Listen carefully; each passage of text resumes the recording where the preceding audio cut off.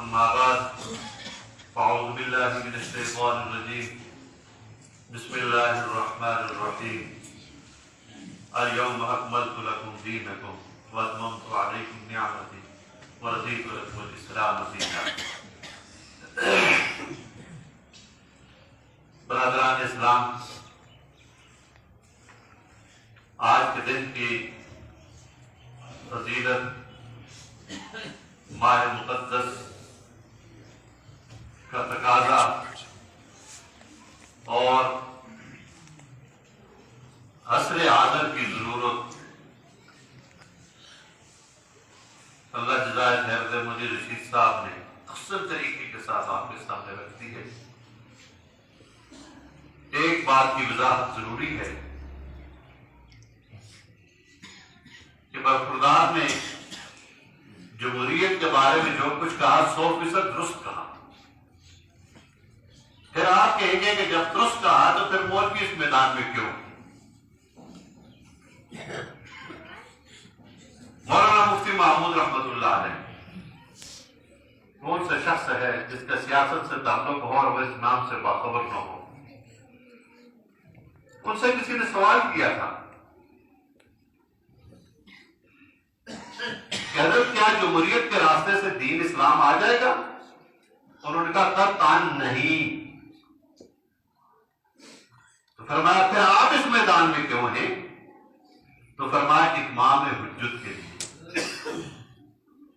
کل کے دن یہ قوم نہ کہے کہ مولوی اس میدان میں نہیں تھا اس لیے ہم نے سردار خان چودھری کو چن دیا.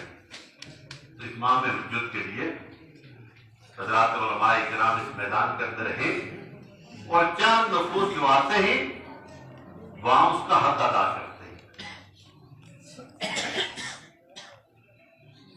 مسلمان بھائیوں،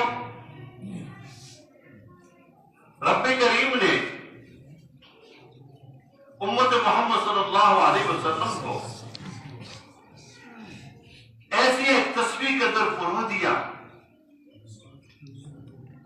کہ جب تک یہ جڑے رہیں گے تو دنیا میں سرخرو ہوں گے، اور جب اس مقصد اور مشن سے ہٹ جائیں گے پھر وہی کچھ ہوگا جو آج میرے اور آپ کے ساتھ ہو رہا ہے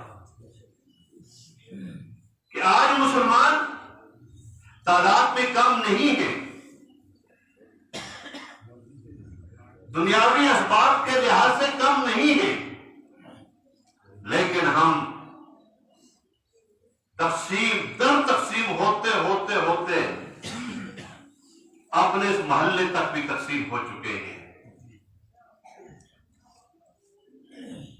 اوپر کی تقسیموں پر تو میں نہیں جاؤں گا، وہاں تک نہ میری آواز پہنچ سکتی ہے نہ مؤثر ہے کہ آج عالم اسلام ایک کیوں نہیں ہے.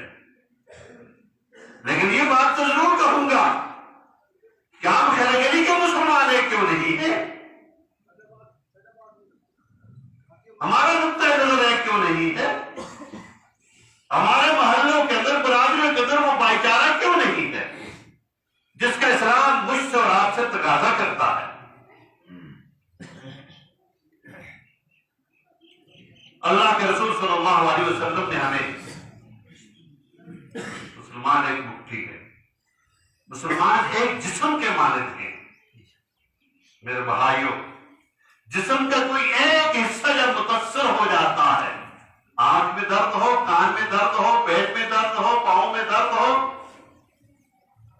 اب غرض کسی معمولی سے حصے کے اندر بھی تکلیف جب ہوتی ہے تو کیا سارے کا سارا جسم متاثر ہوتا ہے یا نہیں ہوتا؟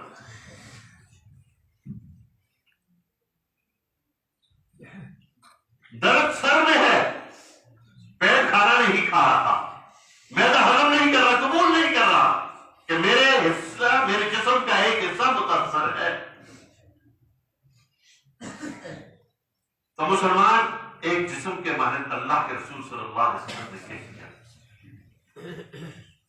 تو یہ آپ صلی اللہ علیہ وسلم کی ختم نبوت کے صدقے میں پورے عالم کے مسلمان چاہے عرب میں ہیں عجم میں ہیں، مشرق میں ہیں مغرب میں ہیں، جنوب مسلمان جس میں واحد ہے، مسلمان جس میں واحد، اور دنیا کے کسی ایک کونے میں اگر ایک مسلمان کو تکلیف پہنچ رہی ہے اور وہ علم ملک تک پہنچ چکا ہے، میں اگر اس کا ازالہ نہیں کر سکتا، میرا ہاتھ وہاں تک نہیں پہنچ سکتا، تو میں اس کے دکھ اور درد کو اپنا دکھ اور درد سمجھ کر اس پر افسوس کا اظہار نہیں کروں گا تو میرے ایمان کی کمی ہے۔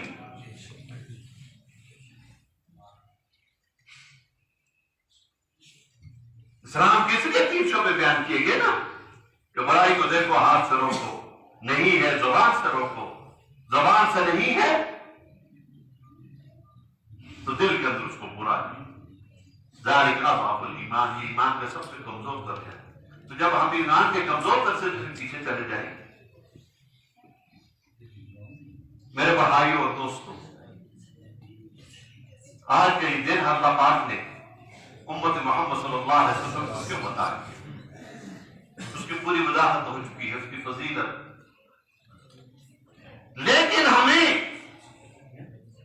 ایک بڑے میدان کے اندر عید کے لیے کیا حکم ہے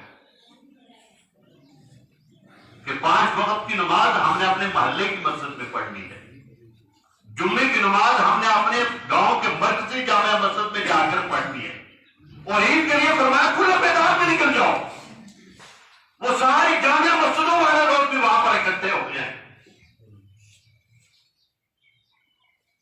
حالانکہ سب سے مقدس جگہ عبادت کے لیے مسجد ہے، اس مسجد سے بھی ہمیں نکال کر اسلام میں کھلے میدان میں جس کا نام عیدگاہ کا نام دیا گیا ہے وہاں پر ہمیں جمع کر رہا ہے، اس لیے جمع کر رہا ہے کہ مسجد تمہاری چھوٹی ہے، یہ تمہارے محلے کی کفایت کرے گی، لیکن اس کھلے میدان میں چلے جاؤ جہاں سارے مساجد کے لوگ اکٹھے ہو کر اس دین حقہ کی فکر کریں۔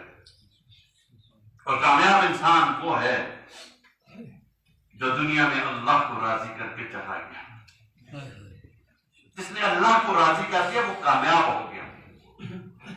اللہ کو اگر راضی نہ کر سکے تو حکومتیں بھی محنت سے مل گئی، مال و دولت بھی محنت سے مل گیا، جاگیری بھی محنت سے مل گئی، کوئی چیز کسی کام کی نہیں ہے۔ تو میرے محترم بزرگوں اور دوستوں، لہذا ہمارے یہ جسم اکٹھا ہے، اس حد تک تو ہم بھائی چارہ قائم کر سکتے ہیں نا۔ اور آج کے دن جب معافی کھلے عام ہوتی ہے، اللہ کی رحمت موسلا دھار بارش کی طرح برستی ہے، ہر گنہگار اس کے اندر سیراب ہو کر ہر قسم کی میل و کچیل سے پاک ہو جاتا ہے، لیکن 3 بدبخت وہ بتا دیے جو اس موسلا دھار بارش کے اندر بھی میل و کچیل سے پاک نہیں ہو سکے۔ ان میں سے ایک وہ ہے جو اپنے ماں باپ کا نافرمان ہو، دوسرا وہ ہے جو قطع تعلقی کرنے والا ہو، برادریوں کے اندر منافقت کرنے والا ہو، برادریوں کے اندر توڑ پیدا کرنے والا ہو۔ نمازیں بھی پڑھی ہیں، تراویح بھی پڑھی ہیں، روزے بھی رکھے ہیں، ذکر اذکار بھی ہو چکا ہے، صدقہ اور خیرات بھی ہو چکا ہے، اس کے اعمال میں کسی چیز کی کوئی کمی نہیں ہے۔ یہ آج اللہ کی رحمت کی بارش جو برس رہی ہے اس سے اس لیے محروم ہے کہ دوسری طرف وہ 2 بھائیوں کا آپس میں لڑا رہا ہے، 2 بھائیوں کے درمیان میں توڑ پیدا کر رہا ہے، اور یہ کوئی معمولی جرم ہے؟ دنیا کے اندر اللہ کے نبی صلی اللہ علیہ وسلم نے فرمایا کہ مسلمان زنا کر سکتا ہے، مسلمان شراب پی سکتا ہے، مسلمان چوری کر سکتا ہے، مسلمان سے ہر گناہ کی توقع رکھو، بحیثیت انسان اس سے ہو سکتا ہے، لیکن مسلمان سے ایک کام نہیں ہو سکتا۔ وہ کام کیا ہے کہ مسلمان جھوٹ نہیں بول سکتا، مسلمان کبھی جھوٹ ہو نہیں بول سکتا، لیکن 2 مسلمانوں کو جوڑنے کے لیے اللہ کے رسول صلی اللہ علیہ وسلم نے فرمایا کہ تمہیں اگر جھوٹ بول کر بھی 2 مسلمانوں کو جوڑنا پڑے، وہ جھوٹ بول لو، 2 کو جوڑ دو۔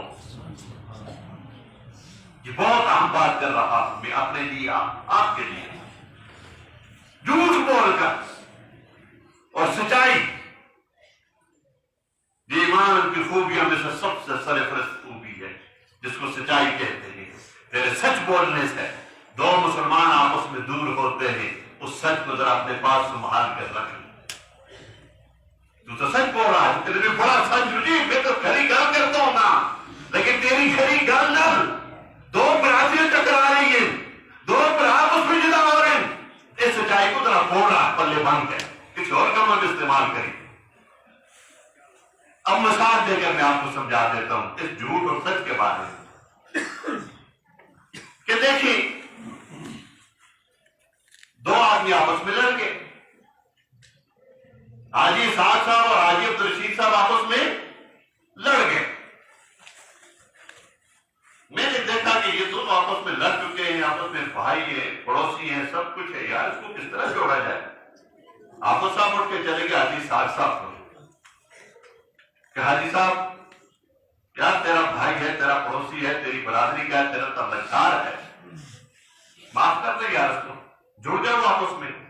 حاجی صاحب کو 5 شیر دیا کہ ایک سطح ہے سیدھے افار بھی تھا نا، پرانی کیتیا سی، پرانی مکی کیتیا سی، یار آج آپس کی کتنا چھوڑ دے اس کو، پرانا پرانا پرانا بہت کچھ کہہ دیا۔ اب میں حاجی عبدالرشید صاحب کے پاس چلا گیا، سچ کیا ہے جو حاجی صاحب نے کہا؟ سچ یہی ہے نا، جھوٹ کیا ہے؟ میں جا کر کہوں تو حاجی صاحب کا تو بڑا اتفراء ہے جی، ملک غلطی ہوگی تو پہلے معافی ہستے آنا، یہ جھوٹ ہے تو ہے، یہ جھوٹ ہو گیا نا۔ تو میرے جھوٹ بولنے سے دو جڑ گئے، میرے سچ سے دو آپس میں جدا ہو گئے۔ جھوٹ بول کر دو مسلمانوں کو جوڑ دو میرے بھائی اور دوستوں، خدا کی قسم یہ آج کا اجتماع مجھے اور آپ کو پکار پکار کر کہہ رہا ہے کہ مسلمانوں، جس طرح تمہارے جسم اکٹھا ہے، جس طرح تم ایک دوسرے سے بغیر ہو گئے، اپنے دلوں کو بھی اپنے بھائیوں کے بارے میں پاک اور صاف کر دو۔ آج اگر کسی نے اپنے منہ سے اوپر کر دیا، اپنے مخالف کو لتاڑ دیا، گنبد خضراء کے اندر محمد رسول اللہ صلی اللہ علیہ وسلم کو ناراض کر دیا، یہ میری اور آپ کی کامیابی ہے یا ناکامی ہے؟ آج اپنے منہ کو نیچے کرو، آج جھک جاؤ، جس سے ناراضگی ہے اس کے گھر پر چلے جاؤ، اللہ اللہ کا رسول راضی ہو گیا، خدا کی قسم کامیاب ہو گئے۔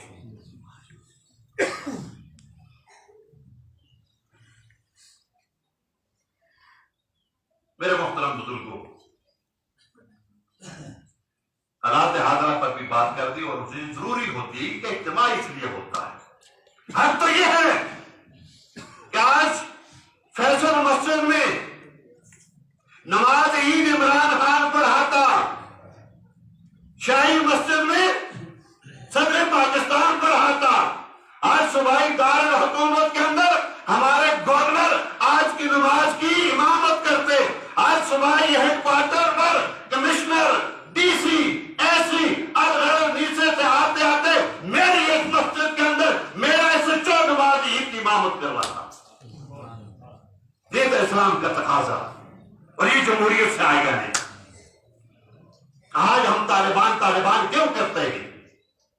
ہم اس لیے طالبان کرتے ہیں، طالبان عالم اسلام کی فوج ہے، طالبان میری اس دھرتی کی محافظ ہے۔ تمہارے عقل اگر جواب دے گئی، تمہاری یادداشتیں اگر کمزور ہیں، اس کا میرے پاس کوئی علاج نہیں ہے، لیکن تمہیں وہ وقت یاد ہونا چاہیے کہ جب افغانستان کے اندر طالبان کی حکومت تھی، ملا عمر کی قیادت کے اندر، اور ہندوستان نے ہماری سرحدوں پر چھیڑ چھاڑی کی تھی، تو ملا عمر کا کیا بیان آیا تھا کہ ہندوستان بھارت خبردار رہنا، پاکستان پر حملہ، افغانستان پر حملہ تصور ہوگا۔ آپ بھول گئے، میں کہاں سے آپ کو یاد کر رہا ہوں۔ اور اس کے بعد آئے اصل شہزادیاں سن کہ کچھ انہیں طالبان نے نہیں کیتا، ہم نے کیا کچھ ان کے ساتھ نہیں کیا، ہم نے تمام فوجی سہولتیں دنیا کے کفر کو مہیا کر دی، ہم نے کون سی سپورٹ تھی جو ان کی نہیں، دنیا کفر کی نہیں کی ہے۔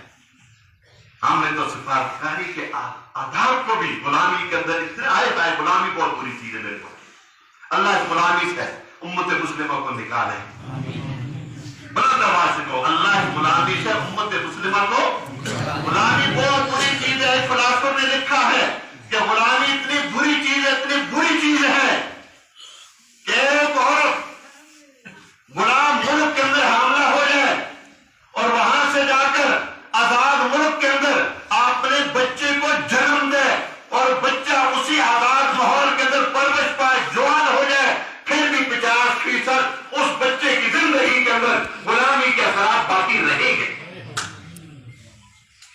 قرآن کیوں بھرا ہوا ہے بنی اسرائیل کے واقعات سے، موسیٰ کلیم اللہ کی تبلیغ سے. وہاں لا کر نبی آیا، راکب بن اسرائیل بھی تو ایسے ہی تھے جیسا فرعون تھا، لیکن پہلا مطالبہ کیا کہ فرعون میری قوم کو ذرا آزاد کر دے اس غلامی سے، کہ اس غلام قوم کو میں اللہ کا دین کی دعوت دوں، اس پر کچھ اثر نہیں کیوں ہوگا. اور اس غلامی کے اثرات کتنے رہے 2-4 منٹ تک ہو جائے ناراض نہ ہونا. اس غلامی کے اثرات کتنے رہے کہ فتوحات اپنی آنکھوں سے دیکھ کر، دشمن کو اپنی آنکھوں سے سامنے غرق ہوتے ہوئے دیکھ کر بھی پھر میں مسل جاتوں دے توڑا جوتوں دے توڑا رب لڑیا ہے. آج دیکھتیاں ہیں میرے اللہ نے 40 سال تک ان بنی اسرائیلوں کو ایک میدان کے اندر گرفتار کر دیا. کیسی گرفتاری تھی؟ صبح کو چلتے قافلے پڑاؤ ڈالتے، رات کو سوتے، صبح وہیں ہوتے جہاں سے چلے. اور یہ 1-2 دن نہیں ہوا، 40 سال تک یہی کچھ ہوتا رہا. اس کا نتیجہ کیا نکلا کہ سارے بڑھے پاپڑ وہ غلامی کے اثرات کے دل بیٹھے جیسے سارے مر گئے. نئی نسل ایک جوان ہوئی اور نکلی اور جا کر فتوحات کی. کیوں مری رشید صاحب یہ کچھ ہے نا، کیوں نہ یہ کچھ ہو؟ اللہ کا قرآن کہہ رہا ہے، اپنی طرف سے تو بات نہیں کر رہا. غلامی بہت بری چیز ہے میرے بھائیوں. آج عالم اسلام غلامی کی زنجیروں میں جکڑا ہوا ہے. آج میرا سوریا غلامی کی زنجیروں میں جکڑا ہوا ہے. آج عرب امارات، قطر، کویت، پاکستان غلامی کی زنجیروں میں جکڑے ہوئے ہیں. دعا کرو خدا ترکی کو اور ہمت دے. وہ ایک اسلام کی بات کرتا ہے تو ہم نے سفارتی آداب کا بھی خیال نہ رکھا. ملا عبد السلام ضعیف کو آئے خائے دنیا کے کفر کے حوالے کر دیا. یہ نہ کہا کہ امریکہ صاحب بہادر یہ تو ہمارے پاس سفیر تھا، اس کو معاف کر دے. نہیں، جس بری حالت کے اندر، ننگی حالت میں آئے خائے جہاز کی سیٹوں کے ساتھ باندھ کر امریکہ جب اس کو لے گیا. آج وہی طالبان دوبارہ جب فتوحات کے دروازے میرے رب نے اوپر کھولے، اذا جاء نصر اللہ والفتح ورأيت الناس يدخلون في دين الله افواجا فسبح بحمد ربك واستغفره انه كان توابا. آج صاحب خدا کی قسم قرآن کا یہ منظر آ چکا کہ میرے نبی تیری محنت، تیری کوشش، ایمان والوں کی جانوں کے نذرانوں کے بعد اب میری مدد تمہارے شامل حال ہو چکی ہے. لیکن کب شامل حال ہوئی؟ سمیہ کے 2 ٹکڑے کر کے. کب شامل حال ہوئی؟ حمزہ کے 11 ٹکڑے کروا کے. کب شامل حال ہوئی؟ ہائے ہائے بلال نے ایک نہیں سینکڑوں مصیبتیں سہ کر پھر اللہ کی مدد آئی. قربانیوں کے بعد آئی، محنت کے بعد آئی، کوشش کے بعد آئی. فرمایا تم اپنے امتحان کے اندر پورے اتر چکے ہو. وَلَنَبْلُوَنَّكُمْ بِشَيْءٍ مِّنَ الْخَوْفِ وَالْجُوعِ وَنَقْصٍ مِّنَ الْأَمْوَالِ وَالْأَنفُسِ وَالثَّمَرَاتِ وَبَشِّرِ الصَّابِرِينَ. پھر آیا کہ بھوک کو تم نے برداشت کر لیا، وطن کو تم نے چھوڑ دیا، اولادیں تمہاری قربان ہوگی، سب کچھ تم نے میرے نام پر قربان کر دیا. اب اللہ کی نصرت آ چکی ہے. اب کسی ایک پر تمہیں محنت کی ضرورت نہیں پڑے گی. میرے نبی اب تجھے کسی ایک کے پاس نہیں جانا پڑے گا. اب ایک لا الہ الا اللہ محمد رسول اللہ نہیں پڑے گا. قوم کی قومیں، ملک کے ملک، فوج کی فوجیں در اسلام کے اندر داخل ہو رہی ہوں گی. اذا جاء نصر اللہ والفتح ورأيت الناس يدخلون في دين الله افواجا فسبح بحمد ربك واستغفره انه كان. ہائے نصرت ویسے تو نہیں آئی، یہ نصرت ویسے تو نہیں آئی. جا کر ان طالبان سے پوچھو، دنیا کفر نے اس قرآن کو بدنام کرنے کے لیے دہشت گرد دلائی. دنیا کفر نے ان مقدس لوگوں کو بدنام کرنے کے لیے مصنوعی طالبان اس ملک کے اندر پیدا کیے تاکہ لوگوں کو بموں سے اڑائے اور لوگ ان طالبان سے متنفر ہو جائے. لیکن اللہ کی فیصلے بڑے مضبوط ہوتے تھے. تو اب یہ دور آ چکا ہے. شمالی علاقہ جات کے کمانڈر بھیک مانگ رہے ہیں کہ بس ہمیں امن ملنا چاہیے. وقت گیا، وقت گیا. ہم جب تمہارے راستے میں رکاوٹ بنے تھے، اب دنیا کی ساری کفر یا طاقتیں، سارے وسائل تمہارے ساتھ ٹکرا کر تمہیں سرنگون نہیں کر سکے تو ہم بھی نہیں کر سکیں گے. جو بات کہتا ہوں میرے طالبان میرے ملک کے محافظ ہیں. بھارت نے ہاتھ جوڑے. دیکھو طالبان نے تمہارے ساتھ، پاکستان نے تمہارے ساتھ کیا کچھ نہیں کیا. طالبان کی طرف سے کیا پیغام آیا، یہ بھی سننے کرو خبر تھا نہیں نا. میں نے کہا پرہار ہندو، مسلمانوں کے خون سے تیرے ہاتھ رنگین ہیں، ہم تیری طرف دست تعاون نہیں بڑھا سکتے. یہ کل کا جواب ہے، یہ کل کا جواب ہے. دنیا کفر کو رجکاٹ کر کے دیا ہم تمہارے، ہم انہیں کے ہوں گے جن کے ہاتھوں سے ہمیں دکھ ملا ہے، لیکن وہ ہمیں کلمے کے بھائی لا الہ الا اللہ محمد رسول اللہ. جس طرح مولوی رشید صاحب نے کہہ دیا کہ وہ لشکر تیار ہو رہا ہے. تیار ہو نہیں رہا، تیار ہو چکا ہے. ہو نہیں رہا، ہو چکا ہے. دنیا کفر نے یہ دجالی جال پلا کر یہ بنایا گیا ہے. اس پر بڑی محنت ہوئی ہے. اس پر 15-20 سال دنیا کفر کے صرف ہوئے جس کو ہم کرونا کہتے ہیں. انہوں نے ایک چیز سے تو کامیاب ہو گئے کہ ہمارے تمام بزدل حکمران ان کے سامنے جھک گئے. ارے بھائیو دوستو، تیری مارکیٹوں میں کورونا نہیں ہے، ان گاڑیوں میں کورونا نہیں ہے، ان بازار کے رونقوں میں کورونا نہیں ہے، اور اللہ کے گھر بیت اللہ میں کورونا ہے. نہیں ہو سکتا، نہیں ہو سکتا، نہیں ہو سکتا. تو رب کریم ہم سب کو اپنے دین کے لیے قبول فرما لیں. طالبان کی حمایت کرتے رہیں گے، اس لیے کریں گے طالبان میرے ملک کے محافظ ہیں. طالبان کی حکومت قائم ہوگی، میرا کشمیر آزاد ہوگا. طالبان کی حکومت ہوگی، میرا بیت المقدس آزاد ہوگا. طالبان کی حکومت ہوگی، دنیا کے کسی کونے میں کوئی کافر یہ جرات نہیں کر سکے گا کہ مسلمانوں کی طرف میری آنکھ سے اٹھا کر دیکھ لے کہ طالبان کہیں گے کہ ہم ان کے محافظ ہیں. ہماروں نے تو کہا نا، آئے شرم نہیں آئی. آج بھی مکہ لڑکا لے رہا ہے ذرا نا، آج بھی مکہ لے رہا ہے نا. ہماری بیوی بردی کو استعمال کر کے مکہ لے رہا تھا. کیا پورے عالم کے، پوری دنیا کے ٹھیکیدار نہیں ہیں؟ ہم پوری دنیا کے ٹھیکیدار ہیں جس نے لا الہ الا اللہ محمد رسول اللہ پڑھا ہے یا نہیں ہے؟ ہم ساری دنیا کے ٹھیکیدار ہیں جس نے لا الہ الا اللہ محمد رسول اللہ پڑھا ہے، چاہے وہ عرب میں ہے، عجم میں ہے، امیر ہے، غریب ہے، دنیا کے جس خطے میں بھی آباد ہے، اس کے ہم ٹھیکیدار ہیں، اس کے ہم ٹھیکیدار ہیں. اور یہ ٹھیکہ انشاءاللہ العزیز ادا کرتے رہیں گے. آخری گزارش میری آپ سے، میرے بھائیوں، جس طرح جمعۃ الوداع پر میں نے آپ سے کہا تھا آپ جوڑ کر کہ میرا رب آپ سب کو اپنے گھر میں لے آیا ہے، اور آج اللہ ان کو بھی لے آیا جو شاید جمعۃ الوداع پر بھی نہیں آ سکے تھے. آج اللہ کریم تم سب کو اپنے گھر میں لے آیا، عیدگاہ میں لے آیا. صبح کا بھولا ہوا شام کو گھر آج اس کو بھولا ہوا. خدا گواہ ہے، ایک روزہ بھی اگر نہیں رکھا، ایک سجدہ بھی تمہاری زندگی میں نہیں ہے، پھر بھی اللہ کی رحمت میرے اور آپ کی طرف متوجہ ہے، متوجہ ہے، متوجہ ہے، اور پکار پکار کر کہہ رہی ہے کہ میرے بندے میری ہی توفیق سے تو اس مجمع عام کے اندر آ چکا ہے. ابھی اپنے گناہوں کو سامنے رکھ کر 2 آنسو کے قطرے بہا دے، میں ان پاسار لوگوں کے ساتھ تیرا حشر کر کے جنت کا وارث بنا دوں گا. تو پھر بھی اگر ہم اللہ کی طرف متوجہ نہ ہو، رب سے نہ مانگے، تو ہماری جیسا بدبخت بھی کوئی نہیں ہے. قانونوں کا مقابلہ کرنا ہے میں نے اور آپ نے نماز سے. کس سے کرنا ہے؟ نماز سے. مسجد کے ساتھ کیا کرنا ہے، مدرسے میں کیا کرنا ہے، باقی معاملات کو جو ہمارے علماء فیصلہ کریں گے اس کے مطابق چلیں گے. جو علماء فیصلہ کریں گے اس کے مطابق چلیں گے. لیکن گھروں سے تو کسی نے منع نہیں کیا. آج یہ سارا مجمع اللہ کو حاضر ناظر جا کر اللہ سے وعدہ کرے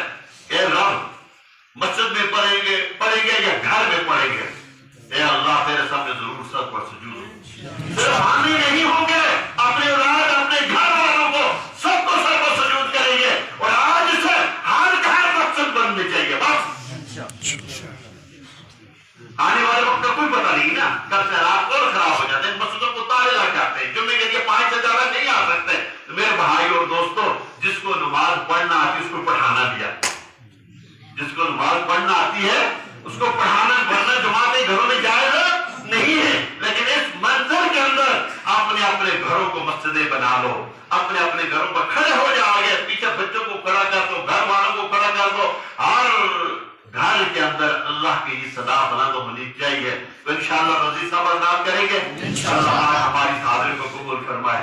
ابھی نماز ہوگی، مولی رشید صاحب اس کی امامت کروائیں گے، میرے قوم میں تکلیف ہے، تو تمام حضرات صفحے مکمل کر لی۔